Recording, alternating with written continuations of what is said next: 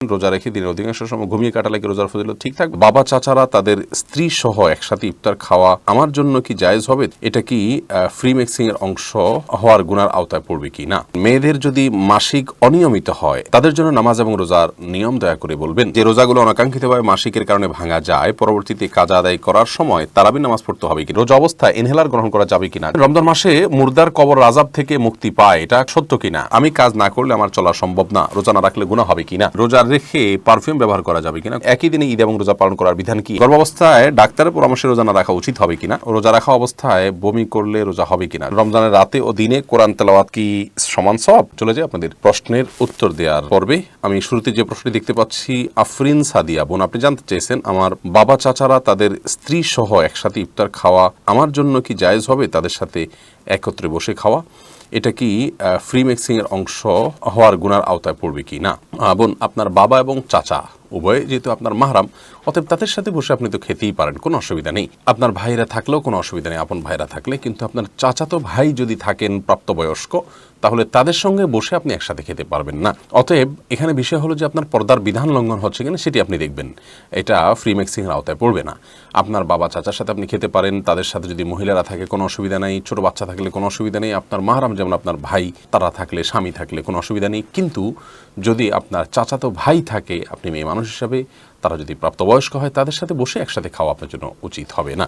এরপরে বোন রোজিনা আক্তার, আপনি জানতে চেয়েছেন মেয়েদের যদি মাসিক অনিয়মিত হয় এবং 10 দিনের বেশি থাকে এবং 18-20 দিনের মধ্যে ব্লিডিং দেখতে পায়, তাদের জন্য নামাজ এবং রোজার নিয়ম দয়া করে বলবেন। দেখুন, মেয়েদের মাসিক অনিয়মিত হলে এবং 10 দিনের বেশি হলে 10 দিনের অতিরিক্ত যেটি হবে সেটিকে তিনি অসুস্থতা ধরবেন এবং 10 দিন অতিরিক্ত দিনগুলোতে তিনি রোজাও রাখবেন, নামাজও পালন করবেন প্রতি ওয়াক্তে ওযু করে করে। রিজওয়ান আক্তার জানতেছেন যে রোজাগুলো অনাকাঙ্ক্ষিতভাবে মাসিকের কারণে ভাঙা যায়, পরবর্তীতে কাজা আদায় করার সময় তারাবি নামাজ পড়তে হবে কিনা? না বোন, পড়তে হবে না। তারাবি শুধু রমজান সংশ্লিষ্ট বিধান, পরবর্তীতে কাজা করলে সেই কাজার সাথে তারাবি আদায় করা জরুরি নয়। জয়নালউদ্দিন জানতে চেয়েছেন রোজা অবস্থায় ইনহেলার গ্রহণ করা যাবে কিনা? যাবে।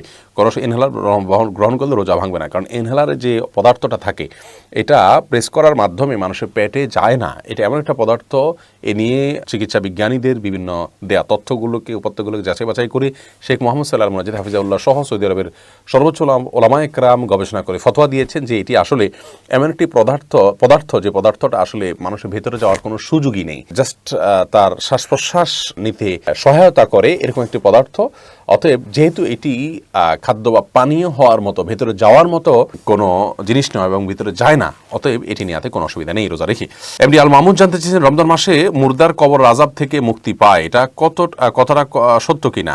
রমজান মাসে মুর্দার কবর আযাব থেকে মুক্তি পায় এরকম কোনো বর্ণনা, বিশুদ্ধ বর্ণনা আমার নজরে পড়েনি। তবে জাহান্নামকে বন্ধ করে দেওয়া হয় এটুকু হাদিসে আছে। অতএব তার উপর ভিত্তি করে জাহান্নামের শাস্তির সাথেই কবরের শাস্তির একটা কানেকশন রয়েছে। অতএব সেই হিসেবে বলা যেতে পারে যে কবরবাসীও শাস্তি থেকে মুক্ত থাকেন। আল্লাহু আলাম। শহীদুল ইসলাম জানতে চেয়েছে আমি কাজ না করলে আমার চলা সম্ভব না, রোজা না রাখলে গুনাহ হবে কিনা? ভাই শহীদুল ইসলাম, অনেক খেটে খাওয়া মানুষদেরই প্রশ্ন, অনেক রিকশাওয়ালা ভাই আছেন, দিনমজুর ভাই আছেন, যারা এই প্রশ্ন করেন যে আমরা যদি সিয়াম পালন করতে চাই তাহলে কাজ করতে পারি না, কারণ আমি যে কাজ করি সেখানে একটু পরপর পানি পান করতে হয়, বিশেষ করে গরমের দিনে। আবার যদি আমি কাজ না করি তাহলে সেক্ষেত্রে আমার খেতে পারি না, আমাকে ক্ষুধার্ত থাকতে হয়। আমরা এরকম পরিস্থিতি যারা আছেন তাদেরকে বিনীতভাবে বলতে চাই, দেখুন, রমজান মাসে রোজা রাখাকে আল্লাহ তাআলা ফরজ করেছেন। আপনার জীবন বাঁচানো যেরকম ফরজ, রমজান মাসে রোজা রাখাটাও ফরজ। আপনি যদি জীবন বাঁচানো এবং রোজা রাখা দুইটার মধ্যে সমন্বয় করতে পারেন, সেটা আপনাকে করতে হবে। আর জীবন বাঁচানোটা এমন কোনো কাজ না যে আপনি একজন রিক্সা চালক বা আপনি একজন দিনমজুর, আপনি রমজানের একটা মাস ডিউটি না করলে আপনি মারা যাবেন না খেয়ে, বিষয়টা কিন্তু এরকম না। হয়তো একটু কষ্টে চলতে হবে আপনাকে। আপনি একজন ইমানদার হয়ে থাকলে, রমজানের রোজার ফরজ হওয়ার গুরুত্ব আপনি বুঝে থাকলে, যার উপরে আপনার জান্নাত ডিপেন্ড করে, যার উপরে আপনার জাহান্নাম থেকে মুক্তি নির্ভর করে, সেই বিষয়টা যদি গুরুত্ব আপনি বুঝে থাকেন, তাহলে রমজানের 2-4 মাস আগে থেকে কিছু কিছু আপনি টাকা জমিয়ে আপনি রমজান মাসে কোনো মতে খেয়ে পরে বেঁচে থেকে আপনি ইবাদতবন্দি করতে পারেন। কিন্তু লকডাউনের সময় যখন গত রমজানে রিক্সা চালানো যায় না, তখন কি আপনি খেয়ে পরে বেঁচে থাকেন না? আপনি কি মারা গেছেন? সেখানে যেভাবে আপনি নিজের জীবনকে রক্ষা করেছেন, রমজান মাসে সেভাবে রক্ষা করবেন, প্রয়োজনে ডিউটি না করে। আর চাইলে আপনি ডিউটি কম করে, কম উপার্জন করে কোনো রকম চলে হলে আপনি রমজান রোজা রাখতে পারেন। চাইলে রাতের বেলা ডিউটি করে বা সন্ধ্যার সময় ডিউটি রিক্সা চালিয়ে, রিক্সা কথা বলছি যারা রাতে ডিউটি করা সম্ভব, যে সমস্ত মানে প্রফেশনাল রাতে কাজ করা সম্ভব, রাতে কাজ করে তারা দিন রোজা রাখতে পারেন। এক কথায় অনেক অপশন কিন্তু খোলা আছে। কেউ যদি চান, সিরিয়াস হন যে আমি রোজা রাখবো, তাহলে তার জন্য এটা কঠিন কোনো কিছু নয়। ধরুন আপনাকে বলা হলো যে তুমি 30 দিন পর্যন্ত দিনের বেলা কোনো কিছু খাবে না, কোনো কিছু পান বা আহার কিচ্ছু করবে না, এবং বরং তোমাকে রিক্সা চালাতে হবে, এবং তুমি একজন নির্মাণ শ্রমিক হিসেবে তোমাকে সাধারণভাবে তোমার স্বাভাবিক কাজ চালিয়ে যেতে হবে, এবং কিছু খেতে পারবে না তুমি। বিনিময়ে তোমাকে রমজান শেষে 10 লক্ষ টাকা দেওয়া হবে। আমার তো মনে হয় যে কোনো শ্রমিক এই অজুহাত পেশ করবেন না যে আমার তো কষ্ট হয়, আমি পারবো না। সবাই বরং 10 লক্ষ টাকার অফার লুফে নেওয়ার জন্য যত কষ্ট হোক সবর করে করবেন। তো আল্লাহ রাব্বুল আলামিন তো রমজানের রোজার বিনিময়ে আপনার জন্য জান্নাত এবং জান্নাতের একটা স্পেশাল গেট দিয়ে প্রবেশের সুযোগ দিয়েছেন। 10 লক্ষ টাকা এক পাশে রাখুন, জান্নাতকে এক পাশে রাখুন। আপনি আল্লাহর দেওয়া জান্নাতের প্রতি ইচ্ছা, বিশ্বাস এবং আস্থা থেকে থাকে, ইমান থেকে থাকে, তাহলে আপনার জন্য রোজা রাখা কঠিন কিছু নয়, সম্ভব। প্রয়োজনে একটু কষ্ট করে হলো আপনি করতে পারেন। হ্যাঁ, একটি এক্সেপশন বিষয় হলো যে আপনি রোজা রেখেছেন, প্রতিমধ্যে আপনি কাজ করতে করতে আল্লাহ না করুন এমন একটা পরিস্থিতির মধ্যে পড়ে গেছেন যে আপনি নিজেও কল্পনা করতে পারেন নাই, প্রচণ্ড রকমের তৃষ্ণা, পিপাসা বা এরকম একটা পরিস্থিতির মধ্যে পড়েছেন যে এই মুহূর্তে আপনি পানি পান না করলে আপনি মারা যাবেন, গলা শুকিয়ে গেছে, আল্লাহ মাফ করুক, এরকম লেভেলে হলে আপনি রোজা ভেঙে ফেলবেন, সেটি ভিন্ন কথা। কিন্তু ঠান্ডা মাথা রোজা রাখবেন না, এটি কোনো অবস্থাতে জায়েজ নাই। আরমান হোসেন জানতে চাইছেন রোজা রেখে পারফিউম ব্যবহার করা যাবে কিনা? কোনো অসুবিধা নেই, যাবে। আতর ব্যবহার করা যাবে, কোনো অসুবিধা নেই। এমডি রায়হান চৌধুরী জানতে চেয়েছেন একই দিনে ঈদ এবং রোজা পালন করার বিধান কি? একই দিনে সারা বিশ্বের মানুষ ঈদ এবং রোজা রাখা এটা অবাস্তব কথা, এটা সম্ভব নয়। পৃথিবীর এক এক সময় দিন, এক সময় এক এক জায়গায় দিন, অন্য জায়গায় রাত হয়। অতএব এই চিন্তা অবান্তর চিন্তা। যে সমস্ত অঞ্চলে একই সময় দিন, একই সময় রাত হয়ে থাকে, সে সমস্ত অঞ্চলে মানুষ একজনের চাঁদ দেখলে সেটা শুভভিত্তি করে সবাই রোজা রাখবে কিনা, সবাই ঈদ করবে কিনা, এটাই ওলামাদের মতপার্থক্য আছে।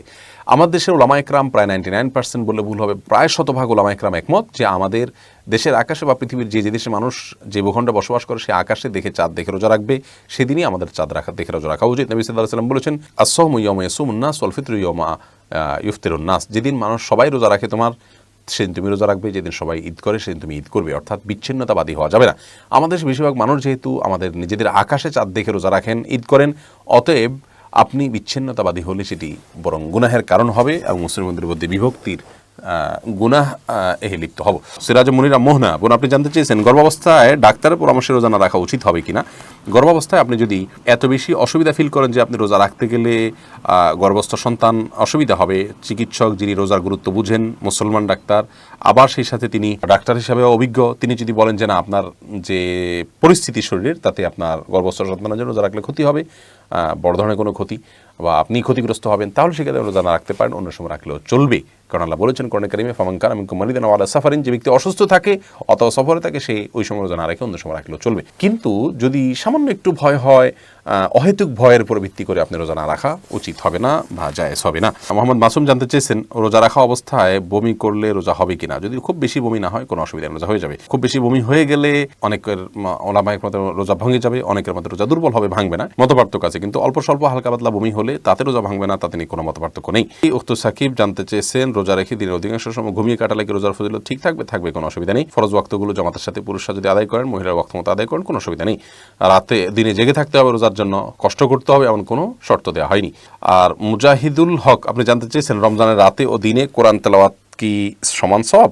সমান সওয়াব, রাত এবং দিনের জন্য আলাদা কোনো পার্থক্য নেই। তবে রাতে তেলাওয়াত করাটা অধিকতর উত্তম হবে, সওয়াবের ক্ষেত্রে কোনো কমতি হবে না, একই হবে।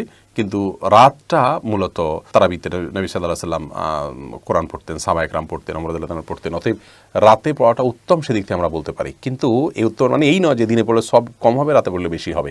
রাত দিন যে কোনো সময় কোরআন তেলাওয়াত করা যেতে পারে।